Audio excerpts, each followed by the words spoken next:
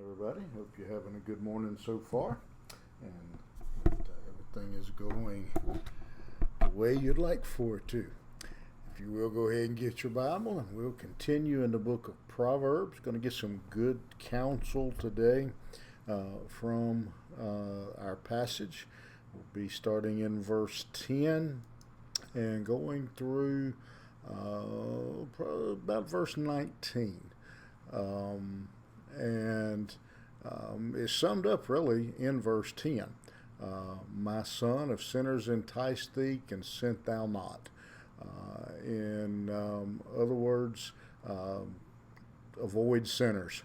Avoid the direction, the lure of those who would lure you, draw you into sin. Avoid people like that.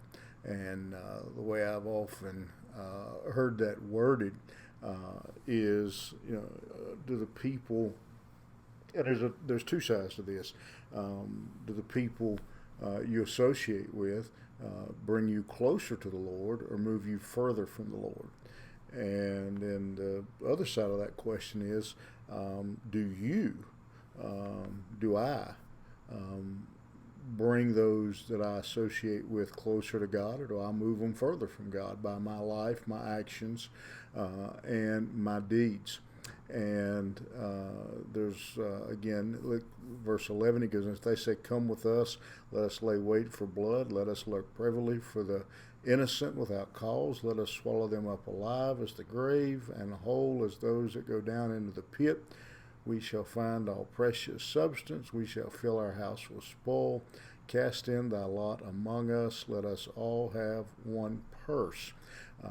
Unfortunately, our young people today, but not just our young people, when we talk about peer pressure, we usually talk about teenagers and young people. But the truth is that adults, we wrestle and struggle with peer pressure as well.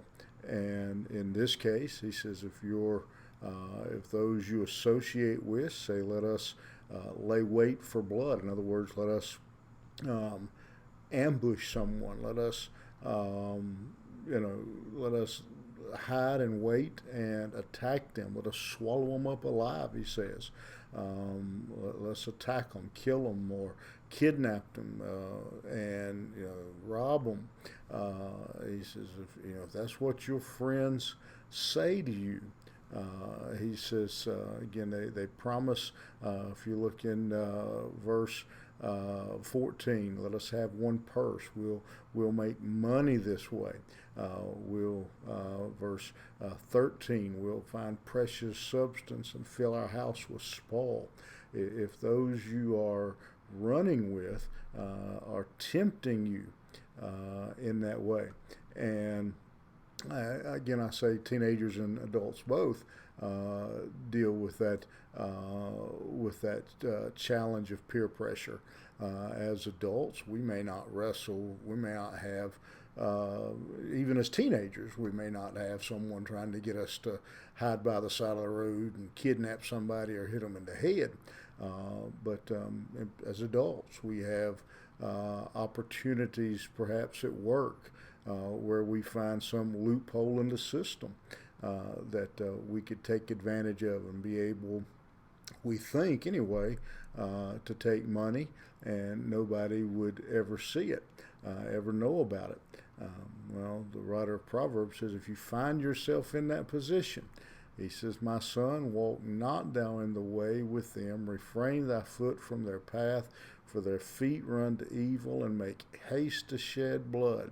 Surely in vain the net is spread in the sight of any bird, and they lay wait for their own blood. They lurk privily for their own lives. So are the ways of everyone that is greedy of gain, which taketh away the life of the owners thereof.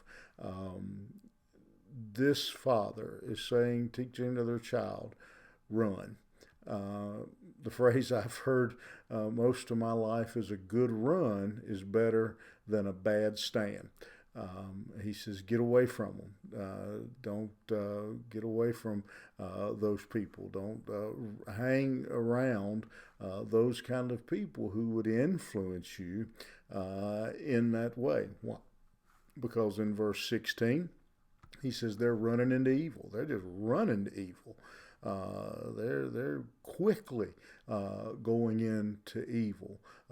Verse 17, when he says there, what he's saying is that they don't realize the dangers of their own actions. He tells his son not to be gullible. Don't fall into their trap. Avoid that. And then the great warning here, he says they lay, if you notice the parallel here, he says up here, they say, come, let us wait for blood, let us lurk, in verse 11, let us lurk privily for the innocent without cause. Then here in verse 18 he says they actually are laying wait for their own blood, and they lurk privily for their own lives. He says what their great plans are. He says will actually turn back on them, and they're ultimately what they think will bring reward, will bring destruction to them, and will be their doom.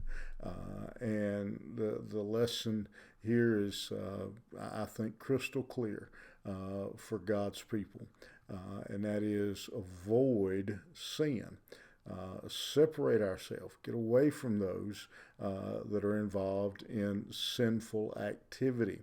And we can't teach our children that if we're not practicing that ourselves. We need to not only preach it but practice this skill of avoiding those with those who would draw us away from God and lead us, run, the writer says, towards evil. And we have to stress that and again, practice it and preach it, that our children don't see us, that they see who we're with. They see who influences us.